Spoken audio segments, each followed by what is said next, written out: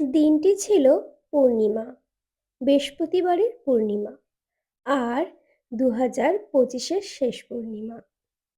তো পূর্ণিমা যেহেতু বৃহস্পতিবারে, সেই আমার বর সকালবেলা ফুল মালা নিয়ে হাজির হয়েছে। তো আমিও একটু সাজুগুজু করে নিয়েছি, কারণ বৃহস্পতিবার দিন সেজেগুজে পুজো দিতে আমার না ভীষণ ভালো লাগে। তোমাদের কার কার ভালো লাগে আমাকে কমেন্ট করো। তো সেইভাবেই পুজোর কাজ শুরু করে দিয়েছি। অনেকেই আবার বলবে, বাড়ির পুজোতে আবার এমন কেউ সাজে নাকি? হ্যাঁ গো, আমি সাজি, কারণ সাজতে আমি ভীষণ ভালোবাসি। আর এই সবগুলো নিয়েই আমি না বেশ ভালো আছি। আগে একটা সময় ছিল যেগুলো আমি এগুলো করতেই পারতাম না, কারণ আমার ছেলে ছোট ছিল, আমার অনেক ব্যস্ততম দিন ছিল। এখনো আছে, কিন্তু আগের থেকে অনেক কম। তাই যেটুকু করি আমি মন দিয়ে করার চেষ্টা করি।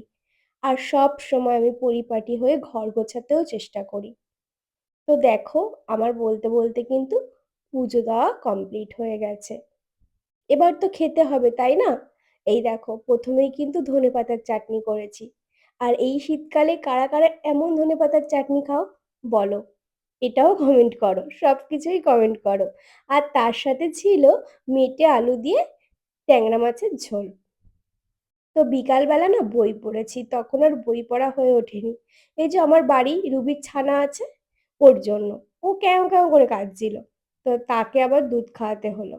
তারপর বিকালবেলা দেখো আমার ছানাগুলো চলে এসছে, ওদেরকে আবার পুজো দিয়ে বই পড়ে প্রসাদ দিলাম। তাতে না আমি ভীষণ শান্তি পেয়েছি। আর এইদিকে রুবিও প্রসাদ চাইছিল, তাই রুবিকে দিয়ে দিলাম।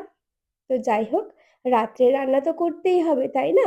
বর একটু দেরি করেই আসে, তাই দেরি করেই রান্না বসাই। এখন একটু মাছ করব, ভাত করব। ব্যাস, টাটা।